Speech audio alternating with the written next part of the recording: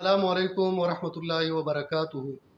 دوستانو دا وګورئ د جشن عید میلاد النبی په نوم باندې جلوس راوستل دی او د هغې مخې ته ډانسونه کیږي، ګانې بجانې دي او ډول ډماکي دي.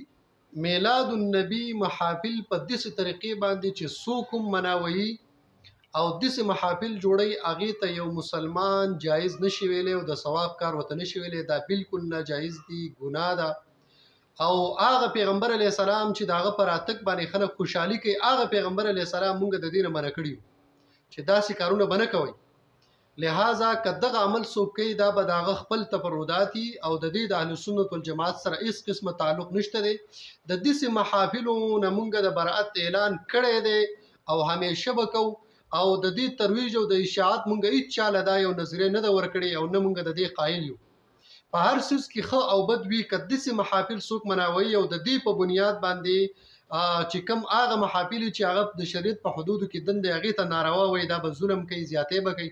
د داسې محافلو مونږ هم قایل نه یو، دې ته مونږ هم ناجایز وایو، ګناه ورته وایو، حرام ورته وایو.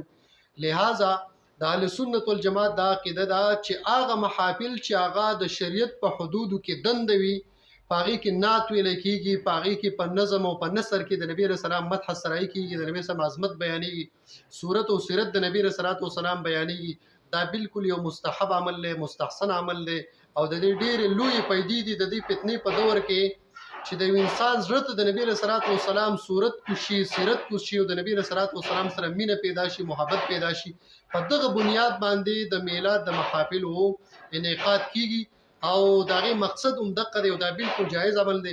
خو لیکن د دې په اړه کې که څوک داسې محافل راوچتوي او بیا په دې ښه محافلو باندې اعتراض کوي، دا به ظلم وي، دا به زیاتې وي. لہذا تاسو ټول مسلمانانو ته مې درخواست دی چې داسې عمل ته میلاد هم مه وایئ او داسې عمل ته جایز هم مه وایئ او ټول پکې تاسو ښه او بد پېژنئ. لہذا که داسې شان محافلو ته څوک د میلاد نوم ورکوي نو دا میلاد نه دی، دا د میلاد محافل نه دي، دا د نبی علیه السلام پر اتک باندې خوشحالي نه ده، بلکې دا ناجایز غیر شرعي عمل دی.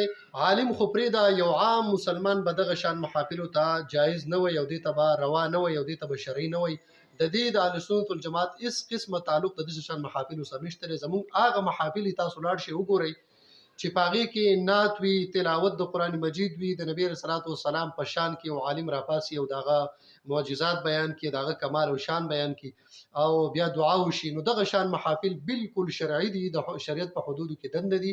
لہذا د یو غیر شرعي او د یو تفرداتو د وجې نه ښه عمل ته بد ونه وایي او تاسو ټول په دې خبره باندې ګواه شئ چې دغه شان محافلو چې په هغې کې مخلوط ماحول وي، د زنانه وي او په هغې کې دغه شان ډول ډماکي ډانسونه، د اهل سنت والجماعت د دې سره هېڅ تعلق نشته.